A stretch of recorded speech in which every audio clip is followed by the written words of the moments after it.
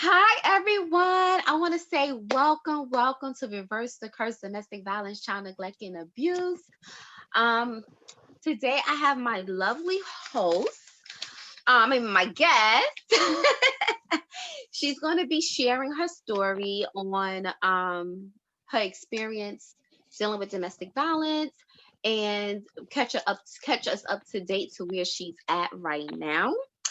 And After she share her story, I'm gonna ask her some questions, and um, and we're gonna end it with some encouragement.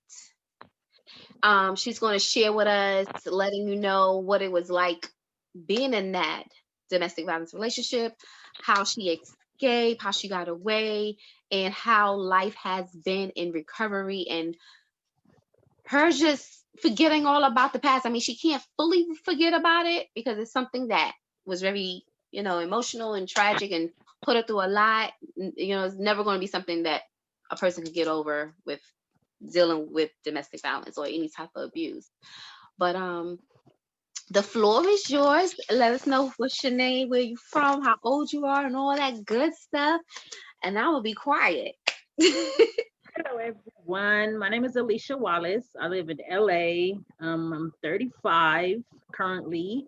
I am a domestic violence survivor. 2016, March 30th is my anniversary of every year I am upgraded and uplifted. I post and talk about my story twice a year during my anniversary and Domestic Violence Awareness Month with the purple. Yes. This is like a recap for me. Back then I was with somebody that literally beat me up very, very badly. Cut my hair off, cut me up. Basically, I was just like a dog in the street, basically, to him. Um, Life at that time was a very dark situation for me. Lost, broken, misunderstood, just everything. My mind was lost, like really completely lost and broken. It was so broken, and I felt like I was alone. Everything was just dark, a super dark place for me. But with God's help and a friend of mine at that point, she helped me find myself again. And then, along with my family, helping me regain who I was and find myself. And I turned my pain into a purpose to help somebody else that went through the situation, because the more I talk about it, I heal myself. And that's when I came to find out, like, that's really working, because people that go through domestic violence, they go to some therapy or some type of help, but they don't understand. The lady asked me, I went one time and I knew at that minute if I didn't leave after what she asked me, I would have ended up in Lancaster County Jail. She asked me, what did I do to deserve to get beat? And at that moment, I had to turn around, gather my belongings, turn around and walk out, because she couldn't understand, like, nothing that I was going through. So I chose, as a woman that been through domestic violence, that knows people who else has been through domestic violence, that I found out after I posted my story on Facebook, being bold and open with my story and my situation, that I found out that it was a lot of women and men that went through domestic violence. So I chose to take my pain and turn it into a purpose to help somebody else. Period. Like, at that moment, yeah. And then, like, now, mentally I'm in a good place. um I have a son now. He's 16 months. He's my blessing in disguise. He's helped me a lot. I've grown a lot. I've lost a lot of weight. I lost a lot of baggage, and now I'm moving forward, looking into opening businesses. I am a travel agent LLC at this point in time. I am getting an LLC for my bedazzle business called Alicia Beads and Things. I do waist beads and other things, and I'm also about to start a dessert business with my family. So be looking out for that. I'll be posting different things. I am looking into writing a book as well, a self-help me book, because my friend, her name is Alicia Browder. She's also an author, and she's a good person. She's also the domestic violent person that helped me through my times and trials of tribulations, and gave me different little exercises to help me. And it also really helped to find me again, to find my purpose, to find out who I was. So it's different little techniques that will be in my book that that will hopefully help somebody else.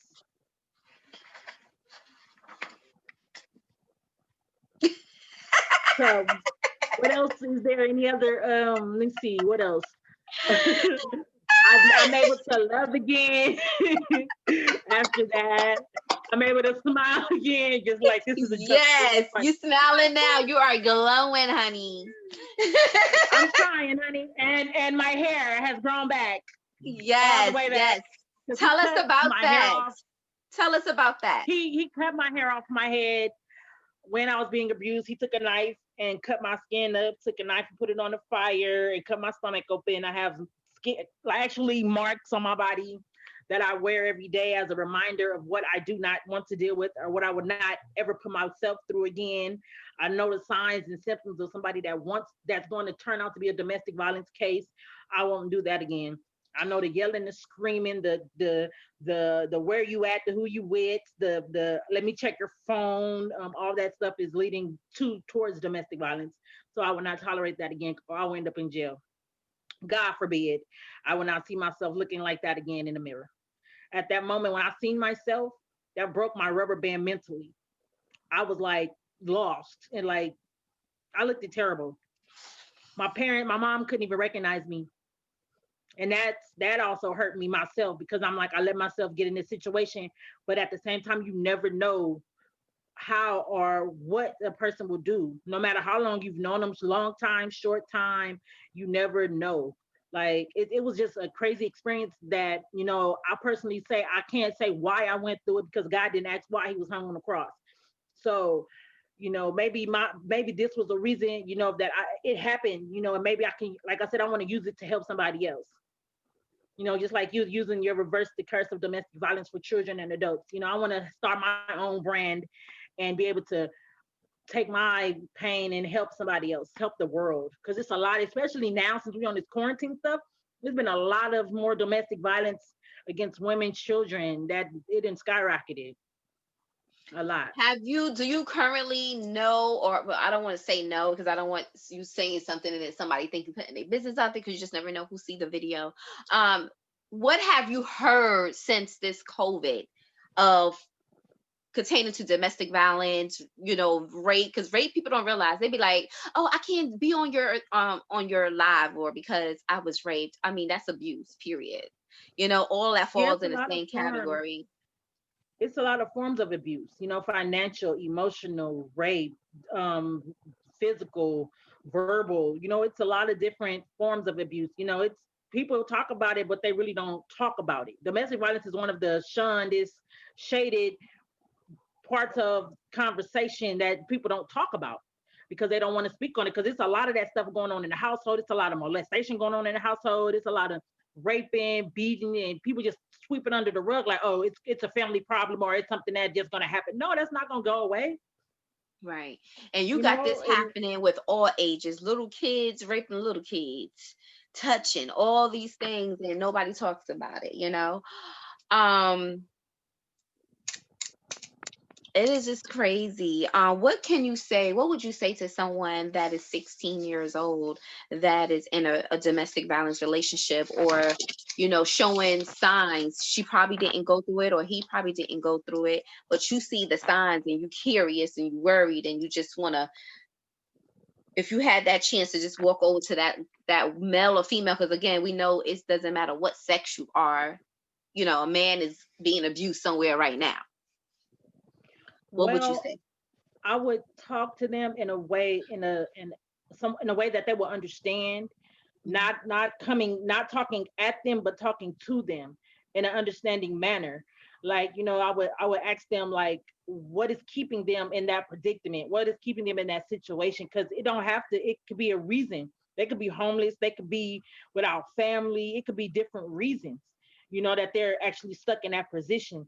But then if it's a reason, I would try to do everything I can to try to pull them out of that and give them resources because that's what they need. That's why a lot of people nowadays is in situations that they can't get out of because they don't know how, or they don't have the help or the right plug.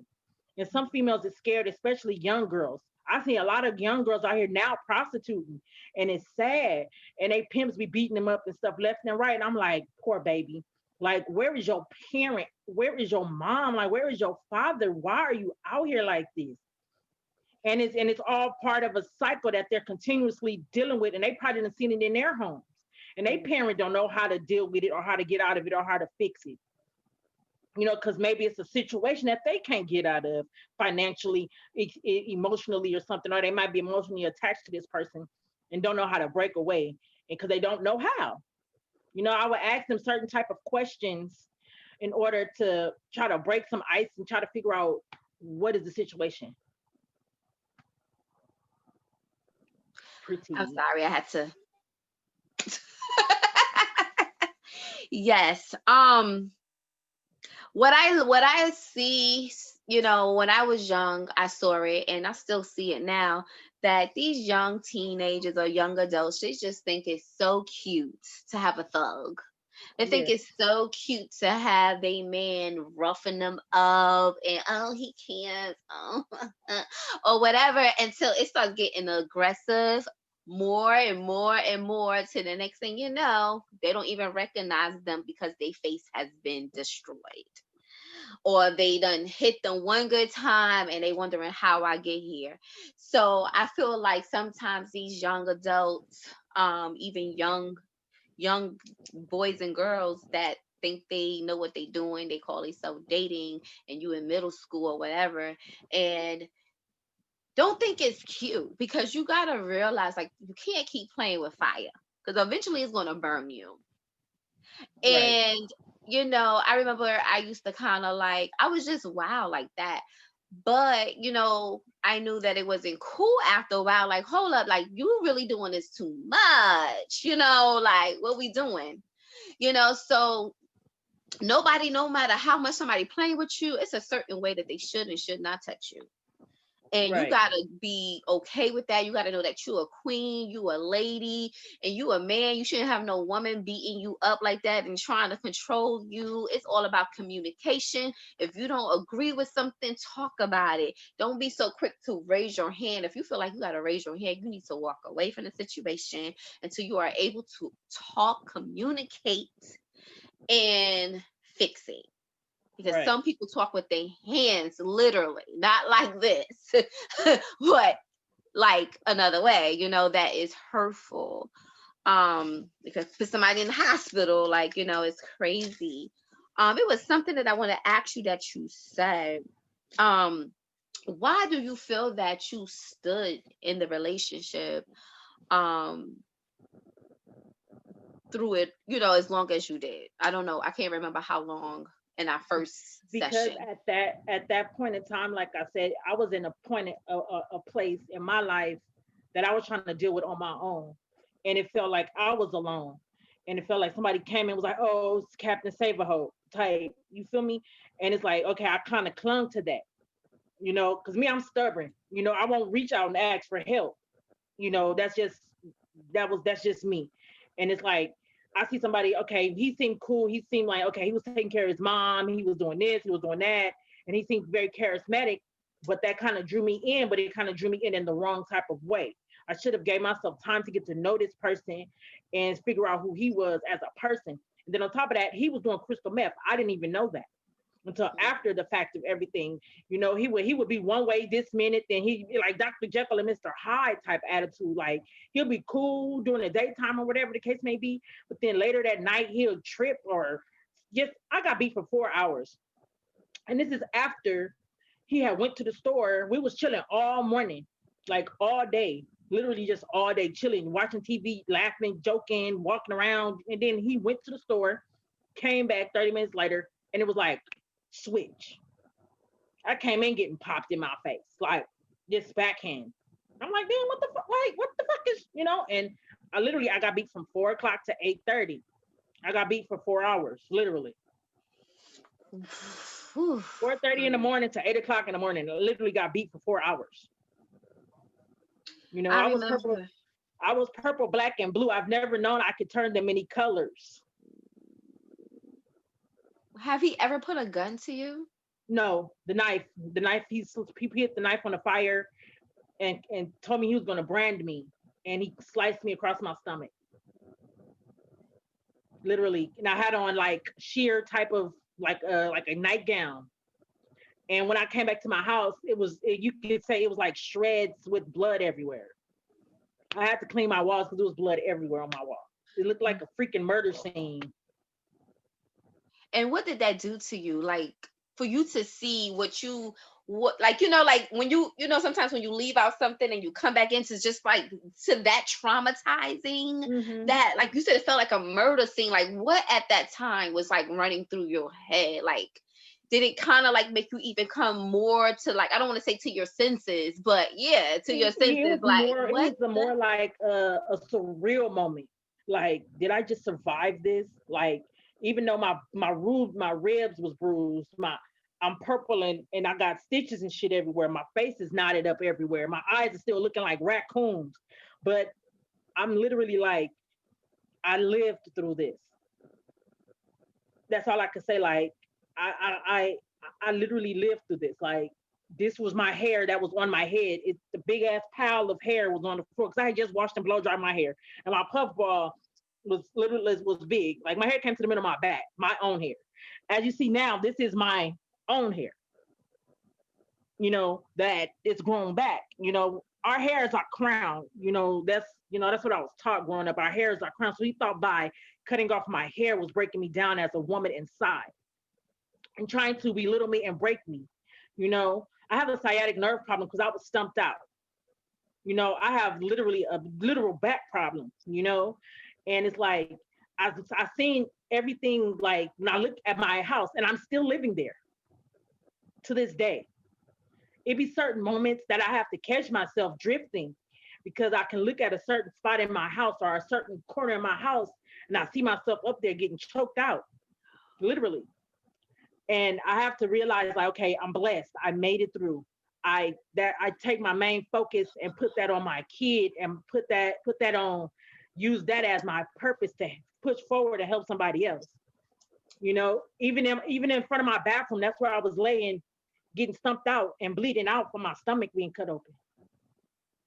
So me being able to live through that and still live in the same apartment, but I'm moving out because my baby got to have his own.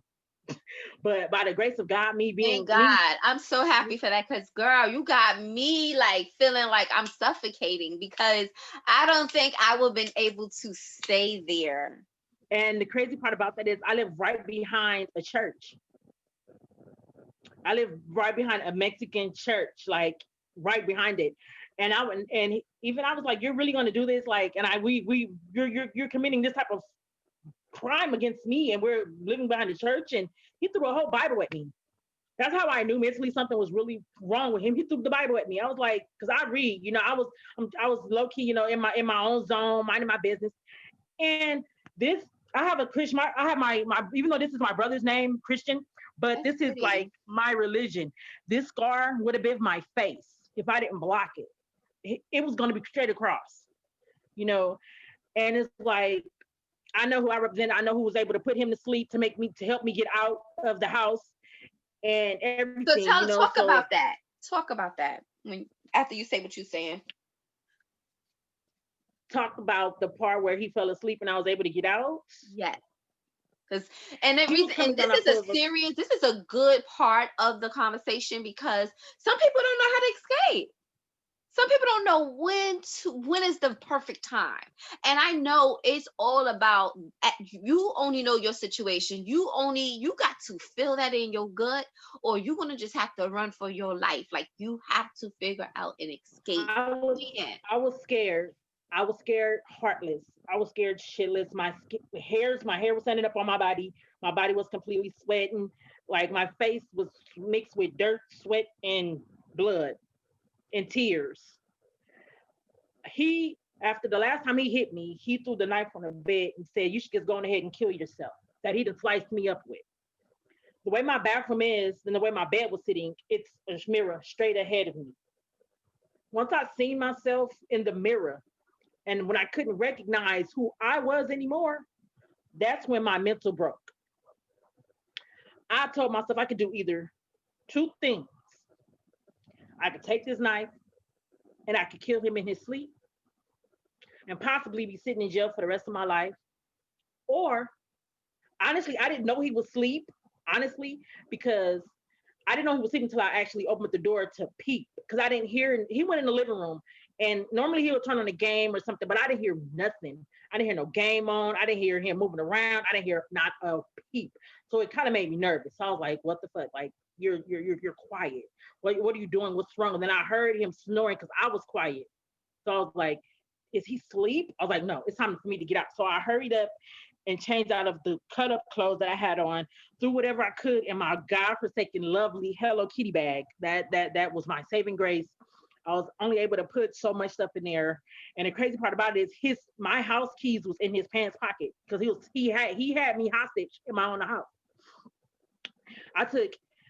And then the crazy part about it is I had to cross over him to get out of my door, and my door creaks.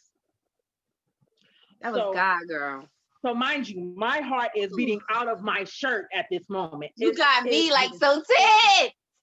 So I didn't put on my shoes. I didn't put on my shoes until I got down my stairs, out my gate, and damn into the corner. Then I was able to put on my shoes.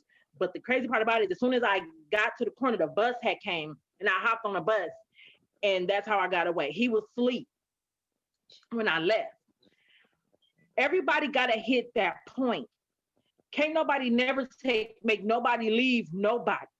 You got to get to that point to yourself. You got to have that, no matter if you got kids with this person, no matter if you don't have kids with this person, can't nobody make you walk away from somebody, no matter who they are. They could be family, friends. It's breaking up. Anybody. I can't hear you. They're going to go. Hello? Can you hear me now? Hello? Can you hear me? You frozen. Can you hear me now? Can you hear me now? So you said no matter if you have kids. You can't, it don't matter. You have to find that moment within yourself, that point, that breaking point. You know, to want to leave, to want to do better for yourself and for your kids.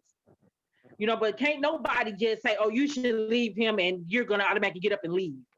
Nobody's going to do that. You got to find that point, that breaking point within you. Like, okay, if I don't leave this person, I'm going to be dead. And me seeing myself like that, looking like Martin off of looking like Martin when he had that episode with the boxer. When I looked like that in that mirror, I was done. Because I was already lost. My whole existence of me and who I was lost already. I needed to find her again. Because I didn't recognize this person that I was looking at in the mirror. I didn't know her. You know, because my daddy never even with me. So I know for damn sure a man wasn't supposed to do that. You know, regardless of whatever, husband, boyfriend, none of that. No, that wasn't right. So I got out, and by the grace of God, he stayed asleep. Because like I said, my heart was pounding out of my shirt because my door has a creak in it. When you open it and close it, it creaks. And I even left the door open. I didn't even lock no door. I opened the door and got out, and I left. Ran. Girl, I could only imagine how just the thought of, oh my God, I got to get out of here. I don't care what it takes. I just pray that he don't hear this door making noise as I open it. You trying to slowly open it or trying to open it up fast and make it slow. I'm opening it and I'm looking over my shoulder at the same time because I didn't want to get hit with nothing from the back while I'm opening the door. Because he had it good for socking me in the back of my head. And yeah, he had that good. And I didn't want that to happen. So as soon as I got the door open enough for me to be able to squeeze out, I was out of there. And I didn't look back after that. I ended up going to the hospital. And that's when the police came, and because I ended up getting on the bus and I ended up meeting a bus driver. She sat right next to me. She said, baby, I know what you're going through. You're going to go with me to my depot. And the paramedics, she called the paramedics for me while I was on the bus. This lady and this man was sitting across from me. He gave me a napkin, a white napkin, like a long one. And I wiped my face. A whole portrait of my face was in that napkin in the form of dirt, blood, sweat, and tears. And the man was like, the older guy was like, if you were my daughter, that motherfucker would be dead.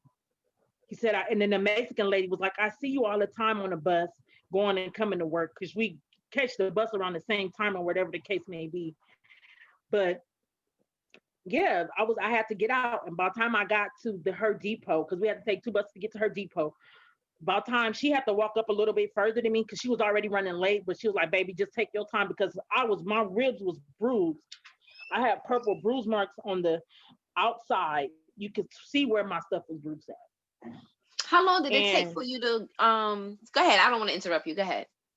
All right, my and then question by the now. time I got to where the paramedics was, I passed out. And the paramedic had grabbed me, and I woke up in the back of the ambulance with a neck brace up How long did you stay in the hospital, and on how my long way did to it that. take for you to heal?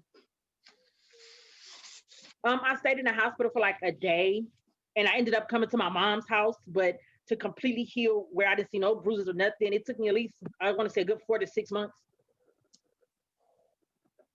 to completely heal to where I didn't see my nan bruise. Because it's not like, I'm lighter than what I was. I mean, I was darker, but you can see visible bruises. Like I still, my skull is still cracked. It moves right here, and they didn't want to do surgery on it because I would have made it through the surgery because the way it's cracked. So the doctor was like, we just leave it alone. Don't get hit by nothing no more because the way it's cracked, it moves. And I was in a neck brace and stuff like that. And I got beat so much to the point where I ended up getting a cyst over my ovary because all the collective blood and stuff that was going through my body, and it was sitting over my ovary. And I didn't know that until I got ready to have my kid. And the doctors was like, I don't see how you got pregnant. Phone breaking up. You're not God. She's like, can you hear me now? Mm-hmm. Can you hear me now? Yes. No, what I was saying was I was beat so much to the point where I had a cyst over my ovary from all the bruised blood that was in my lower abdomen from the domestic violence. And the way it was sitting, I was never supposed to be able to get pregnant because it's sitting on top of it. And I told him, the doctor, like, you're not God. Like, you don't control nothing that's covering me. And my baby had an angel in there with him in my stomach. And it's visible. And I'm gonna send you the picture. On my ultrasound, you could see him. And then on the side of him, behind him, you could see the halo, a whole face smiling, the glow, and the wings. My baby was blessed, honey, because he was my ray of sunshine. After all that I've been through in my life, he was like supposed to be here. My God. So I was able to live again. And my son, father, we've been off and on since we were like 15, 16 years old. And we've been rocking, We've been rocking. So, that's where I'm at right now in my life. And I'm just moving forward. And this is your first child? My first one. Wow. My first baby, my boy, my friend. He's just so funny. But we can live. It's all up to the person. I didn't stay in the hollow in that spot. I got up, I dust myself off, and I realized, like, you gonna make it. You got help, you got support. So for somebody that's stuck in that position, they don't have to be. It's always a way out. How many years now has it been today? 16, 17, 18. Like 4.5. Wow. So tell us about the new you, tell us, like, the new me. Well, I work out, I work, I help my mom. She was diagnosed with cancer last year in May. So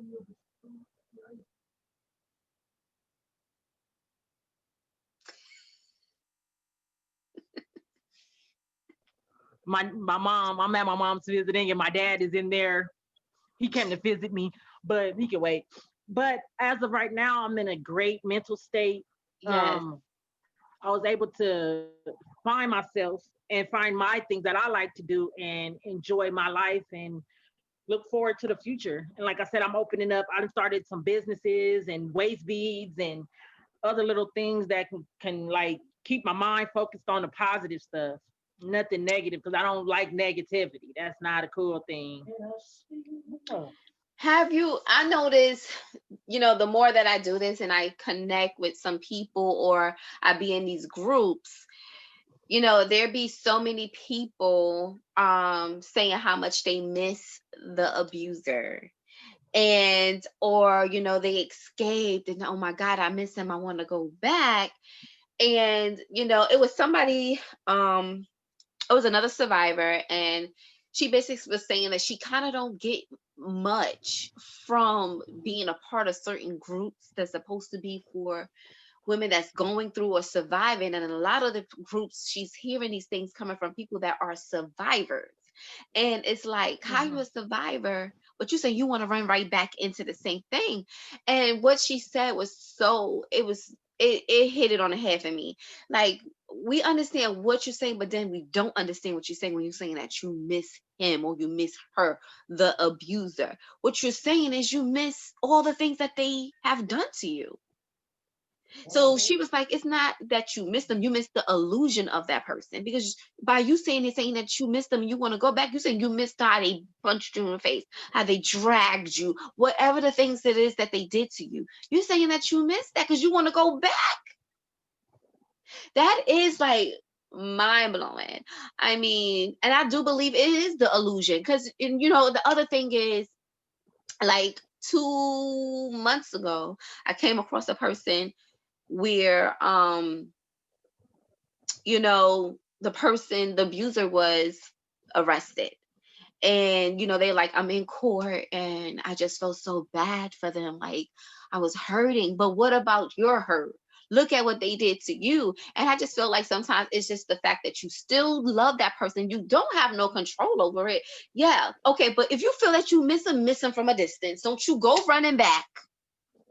Don't you dare go running back to that. Like, at the end of the day, we just gotta, the people that's coming out of that just gotta remain strong. I don't want to say weak, but you weak in that area because your heart is It, still attached. And yes, that's all any that is. human will understand that. But don't go back. Like, that's my only thing. Like, because you got to think about, what if I do go back and I don't make it out this time? Right. You know, once, like I That would be the said, scary part for me, even though I have done that. But you got some that's more aggressive than others. That, I mean, if they don't put a gun to your head, if they, like, even with your situation, I will been scared. When you have been scared to go back because you got it away, and they, all the things that he has done to you already, you already know it's going to be 5 times as worse. yes, That's yes. almost like it been times when I try to fight back, it only made the situation worse. Hmm. So stuff like that, you gotta, like, but why would you want to go back? Then somebody told me they went back and they worked out and they happily ever after, they're not going through it. Well, you lucky, you blessed, because everybody don't make it out. They in a box somewhere that thought it was going to work out, they in a box. Yeah, I didn't even miss the thought at all, at all. Because once you lose yourself, then that's it.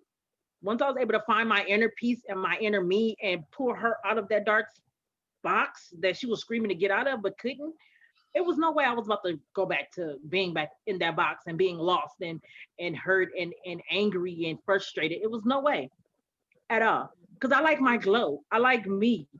I You love even what I look just like a changed. whole nother person since the first time. Like, I don't even recognize this person.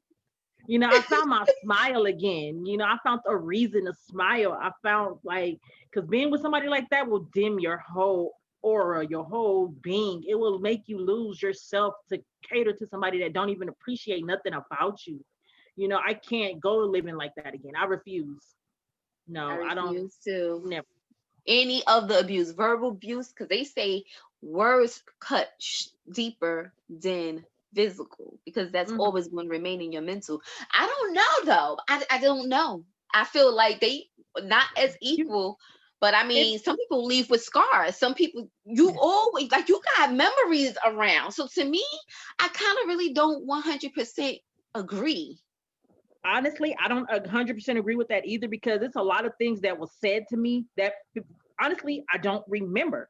But me having physical abuse and cuts and stuff, I look at that and I have mental, I can physically see this, like, okay, I done got my ass beat and You cut got up. physical and mental going on because you're looking at it and you're feeling it. Like And I it's can a see lot of it. things Like, going on. so yeah, I don't completely agree with that statement either, because I done been through a lot. He done said a lot. He done done a lot. And it's like, okay, I like I said, my book is going to be very graphic because I'm a very open person. When it comes to certain things in my life, I'm very open and I don't care who reads it and who has something to say because this is just who I am. I'm very raw with my stuff. And that's what I think people are going to understand where I'm coming from and can relate to be on their level because I've been there. I've been there. But my eye been busted open because somebody said I have pretty eyes. Bow, right in the eye. My shit bloody. My shit black. Oh, let's see if he say you got pretty eyes now. Yeah. Just from a stranger walking past, he'd be like, oh, you have some pretty eyes. Bow. Backhand me right in my eye. Let's see if I can, working at McDonald's, I was working at McDonald's. I was the head cashier. I had got my eye busted completely open before I had like a day or two before, no, the actual day before I had to go to work. My eye was this big. I had a cut clean across my eye. My hat wouldn't even fit. I couldn't even hide the fact that my eye was busted open. They told me I had to go home because me being the face and I'm the only black person that works there at that McDonald's, it couldn't happen. It couldn't happen. And where I was living at, they made me go to the hospital. I should be blind in my left eye right now. But God. God, that's it. But God got me. He kept me. He kept me for a reason. And I be trying to relate to people that have been there and some people that's still there. And I just look like I see a lot out, and it's crazy because just last week when I was going to physical therapy, week before last or whatever, this girl her and her friend had got on the bus, and she was telling the bus driver to drive off. And then I happened to look behind me, and it was this dude. He kicked the whole window in because he was trying to get to her. I just looked at her. I said, "This is what you dealing with?" I said, "Sweetie, how long you been?" I was like, "You was in an abusive relationship before, huh?" "Yeah." I said, "So you advocated to be in another one?" I was like, "You're gonna end up dead, sweetie. I'm sorry." I was like, "You see these cuts on my arm? This is real life. I don't advocate unless I know what I'm really talking about." I was like, "Sweetie, I done been there and done that. Should have been dead, but I'm here for a reason." I'm like, "That boy right there, come on now. He's not you're not worth that, but that's what you like. Hopefully God see you through this, but honey, you need to get away from that." Girl, that stuff just gives me anxiety. Like just to whew, like that's one thing. Like the only thing about when I'm doing these things, I'm over it, but it's like I have to relive certain stories because somebody's story is going to have five things I could relate to, one thing I could relate to, all of the things I can relate to. And it's almost like you're watching a movie or you already know what's about to happen, and it's like you're on the edge of your chair, so it's just, I just pray that anyone that's in these situations don't wait for so long to run and get out because people are literally dying these days. Like people, they not even playing. These abusers are not playing, like for real. Like they just like killing you in your sleep, choking you out. Like I even watched the show Sisters, Tyler Perry show. Did you watch that? I've seen that before. I mean, like that movie is a perfect example of how you hooked up in this guy, you love him, and you never saw this part of him, but now somebody else that was dating him is telling you this is who he is, but he never done it to you. And now all of a sudden you're starting to see them aggressive sides is coming out, and now it's scary and you like, and then she was already in an abusive relationship, and all her friends is like, why are you still in this? Like, why are you still here? You remember what happened to you in the last relationship? I'm worried about you, sis. I'm worried. So close my door. So to where she ended up dating, trying to free herself and just being out there dating and having sex on the first night. And he was up in her crib. She done changed the lock, everything, and homeboy got into her apartment, sitting there in the dark in the living room. Like, and then he started crying, trying to hold her, and he squeezed her like, girl. And I was like in my mind, please don't. I was like, girl, call the cops, call the cops. I want you to be like, call the cops, get out of there, get out of there. Like, oh my God. But woo, I'm thankful that we don't look like what we've been through. Not at all. I I'm looking surely at don't. you and can't even believe you went through that. And this is my second time hearing your story. Like, girl, isn't God good? Like, he can Yes, heal yes, all it your is. pain, all your hurt, all your tragic Yes, experience, erase and make you go on with life like it never happened. yep. And then on top of that, it's like, honestly, I know I've constantly healed myself because if I ever was to see him, I just want to tell him I forgive him and walk That ain't nothing away. but God. That is nothing but God. Because people like you forget. Yes, I forgive him because whatever he mentally was going through, it wasn't him. It was the drugs, but it was him doing it. You know. But I just want to tell him I forgive him because God has also been awesome to me in my life and giving me a new start every day. Even though I lived through what I lived through and had to fight my own mental battles to make myself better and not stay in that slump of depression because depression is real. Literally, it's real.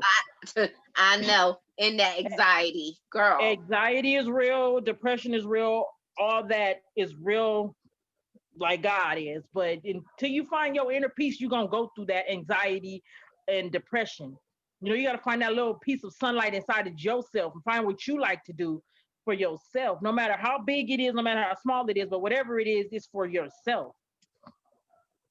So it's like I've been doing that and becoming more of a woman. I'll be 36 this year by the grace of God. I have my first kid. He's just the light of my life. I looked at like I wasn't pregnant. Everybody thought I was lying because, like I said, and I ended up having a gastric sleeve. But right before I had my baby, lost over 200 pounds. Ended up pregnant a month or two later. See what that losing that weight do?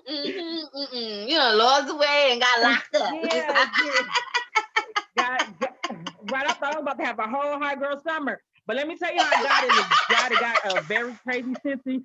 I was really about to have a high girl summer, go to Vegas and all that. But I'm gonna tell you how God has a cold sense of humor.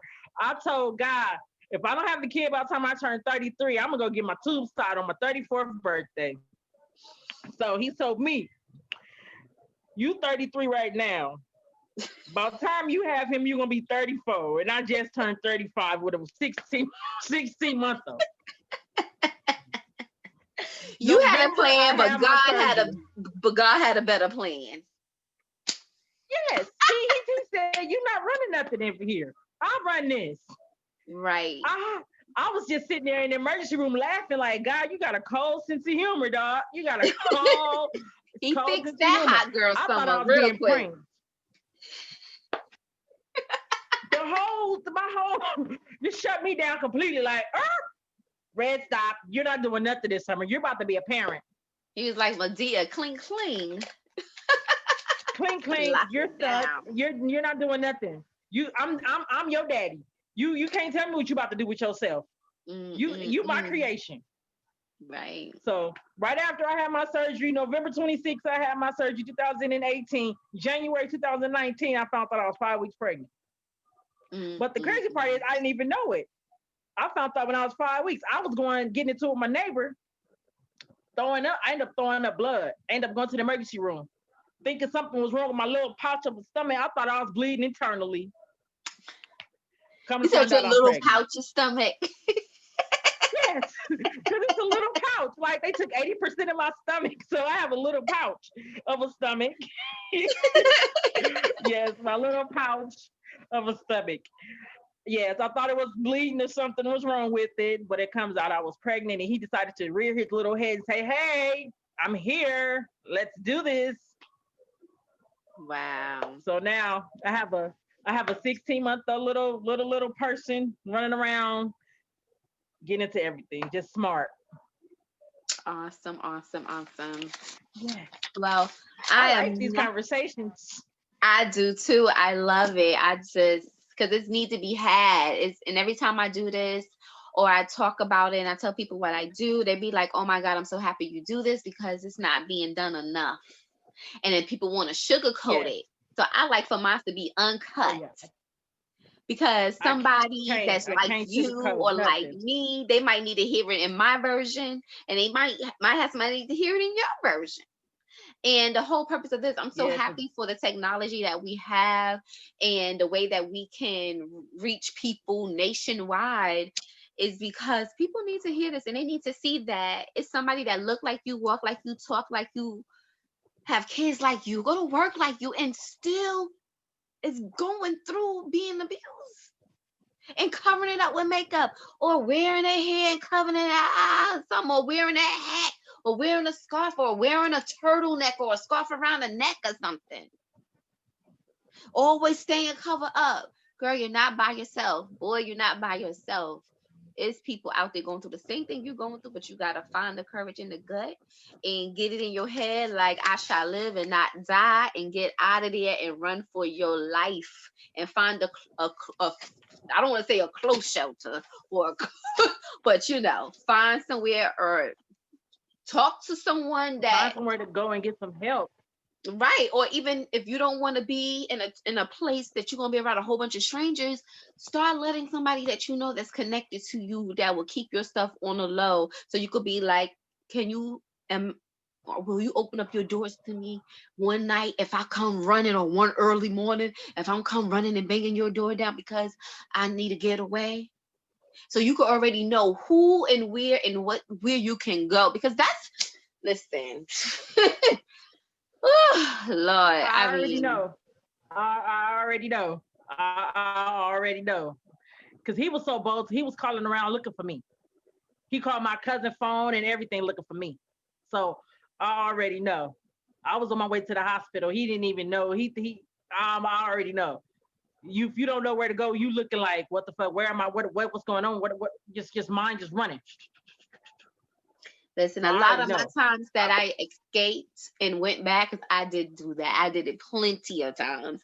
I got away and I went back because, oh, I love you, and oh, this and that, and I go back.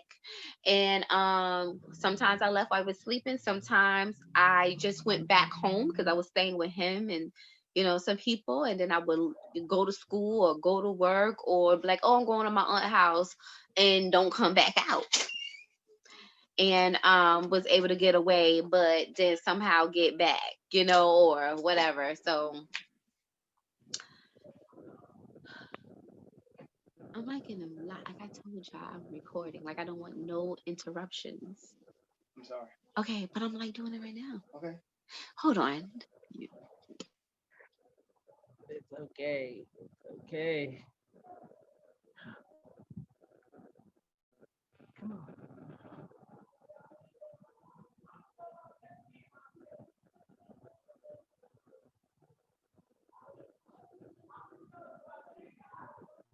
Easy, you go. Where's he at?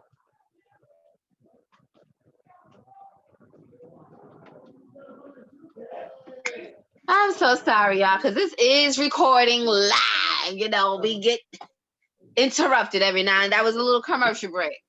We're back. But do not let me hold you, because we could probably talk all night about this. And I know you got guests, your Yes. family is there. So again, I'm just going to end it on this note. Again, thank God that you don't look like what you've been through. I'm happy for you. You are glowing. Look like you got yourself back. You living your best life. Yes. You got a blessing, a Yes. bundle of joy. You got businesses going for yourself. You're not looking back. You're a strong woman. You a warrior, and you are bigger than most people. You are willing to forgive, and if you see him, you are willing to tell him that you forgive him. Not a lot of people is in that place, and it's probably 10 years later. I know I already told my abuser that I forgave him, but it took a long time, but I had to let go and let God in order for me to heal and be able to tell my story and help somebody else that is currently going through, or or got out of the situation. I did not want to be silent about it. I didn't want that to be hanging over my head to where I'm embarrassed to talk about it. I just wish there were something like this when I was going through that. I knew. I mean, I seen it, but didn't. I knew it was wrong. And I always said I wouldn't never ever let that ever happen to me. And it ended up happening to me. Um, but I would never ever, and I feel like I could strongly say that never Yes, me ever, too. for real this time, ever let that happen. I will prefer to be by myself. I don't care if that's the last man in the world. I'm not gonna sit there and put up with you putting your hands on me and trying to degrade me and break me. Like, no, I'm not. I'm not. And I want to say thank you again for sharing your story and being open to doing this, because it's shining light on this horrible thing called domestic violence. And people ain't talking about it enough, and it takes people like us that's not scared to share our story and bring awareness to it, so people can know that they are not alone. And my biggest thing is life after your situation. You can still go on. Life is not over. It doesn't stop when you leave your abuser and you just feeling stuck, like there's nothing you can do. You just got to wake up and dust yourself off and start a whole new chapter in your life without that situation. Yep. You are stronger than you ever were. If you could conquer that, you are strong, and just move forward in life. And thank God that you made it, because a lot of people is in a box 6 feet Yes. under. Yes. And that's all I have to say, girl. Thank you so much. And if you You're are watching this welcome. video, please like our Facebook page, Reverse the Curse, on Facebook and on Instagram. And feel free to comment below this video, because if you're watching this, I'm pretty sure it's on YouTube. So make Yes. sure that you like this video, comment below this video. If you have questions for her or for me, don't hesitate to do that. She will be tagged, or she will like it, or however, so she could be notified that you have a question for her as well. Share this video with somebody. Maybe you don't have the words to help that person that's in a current domestic violence situation, and you want them to live and not die. So share this video, any videos that's on this channel, to help them get out of there. I have my email listed there as well. If you need to email me a letter and you want to talk about it, that's okay too. If you want to join me on a session like this and you don't want no one to know who you are, you don't have to be live. We don't have to see your face. You could put a picture up, or you could call in and just have this conversation and share your story to help someone else that's currently going through as well. That's what it's all about. God didn't make you go through that for nothing. You went through what you went through to be a living testimony for someone else, so they can know they are not alone, and that they could, do better and get out of that situation, or whatever it is, whatever you go through in life. That is it. My name is Jillian Janae Mays, and this is Reverse the Curse: Domestic Violence, Child Neglect, and Abuse. Helping you or your loved ones to escape the cycle. Take care and good night. Good Bye. night. Bye. Bye.